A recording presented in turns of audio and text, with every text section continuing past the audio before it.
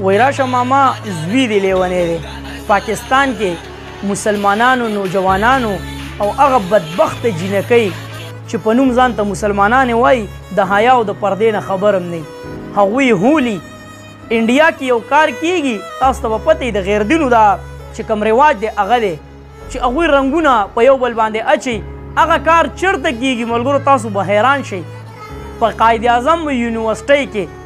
قائد اعظم چې کله دا یونیورسټي جوړه کړې یا که د هغه په نوم باندې جوړه شوي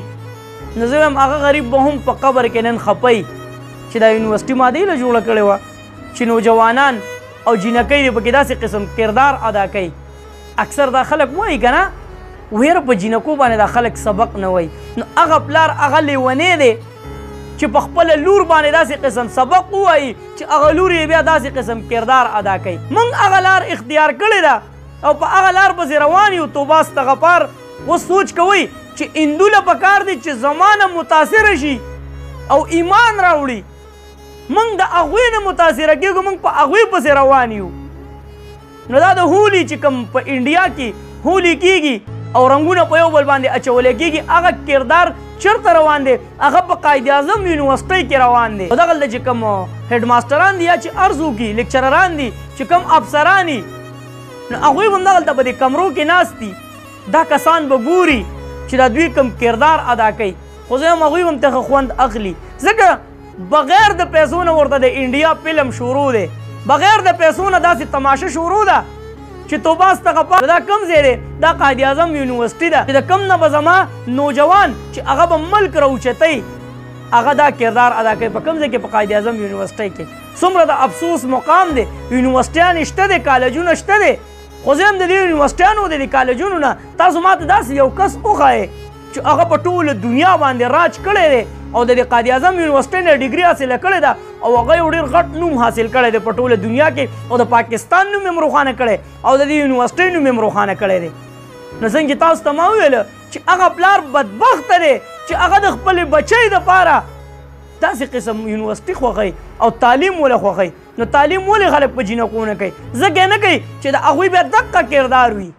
الان کې بالکل اسلام هم اجازت ورکوي چیرې زنانه دي دین حاصل کی تعلیم دې حاصل کی خو هغه تعلیم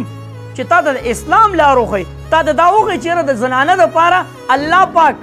کوم حیا او پردې سیسټم را لېږلی په کومه طریقه باندې به زنانه خپل ژوند تېروي نو چې هغې تعلیم هم حاصل کړی د تعلیم سره سره هغه داسې قسم کردار ادا کوي په کوم ځای کې چې په کوم ځای کې هغې له تعلیم ورکړی کېږي هغې له تربیت ورکړی کېږي هغه تربیت په ځای کې او هغه تعلیم په ځای کې هغه داسې قسم جاهلیت او د اسلام نوم هم شرموي د یونیورسټۍ نوم هم شرموي او د مسلمانۍ نوم هم شرموي زه هم انډیا والا به څومره خوشحاله شوي چې دا حالات یې لیدلي چې هلکه د پاکستان قائد اعظم یونیورسټۍ کې داسې قسم کردار روان دی الله خو اول درته الله هدایت وکړي او که هدایت نه خدای هم تباه او برباد که دا ملک پاکستان هم په شرمونو باندې وشرمو دا ویډیو پیغام مخکې شیر کړئ اردو کې خو نه دی په پښتو کې دی خو کیدی شي پرې پښتنو کې داسې کس وي چې هغه د قائد اعظم یونیورسټۍ کې چې کوم کردار روان دی چې په دې باندې لاسنیوی وکړي دا ودرئ چې دا موږ کوم طرف ته روان یو او هغه لیکچرران چې هغوی تنخواه لي د کس په تربیت باندې د دې نوجوانانو او د دې جینکو په سر باندې هغه تنخواه اخلي خو تربیت یې ورته د اوسه پورې ونه ښودو نو تربیت ډېر اهم دی ښه او بیا د دوی مور او پلاران هم دا ویډیوګانې ګوري وایي نالت دي په دغه مور او پلار باندې چې بچی داسې قسم کردار ادا کوي او هغې بیا هم یونیورسټۍ ته لیږي هغې بیا هم کالج ته لیږي چې زه لاړه شه دی په موږ باندې خپل رحم او فضل وکړي ګینې د رحم قابل نه یو چرته مې الله خاد آباد او خوشحاله ساته خیره کې یو اواز پاکستان زنده باد مسلمان زنده باد تل دې وي آباد دې وي زموږ وطن پاکستان دې او مسلمان دې وي الله پامان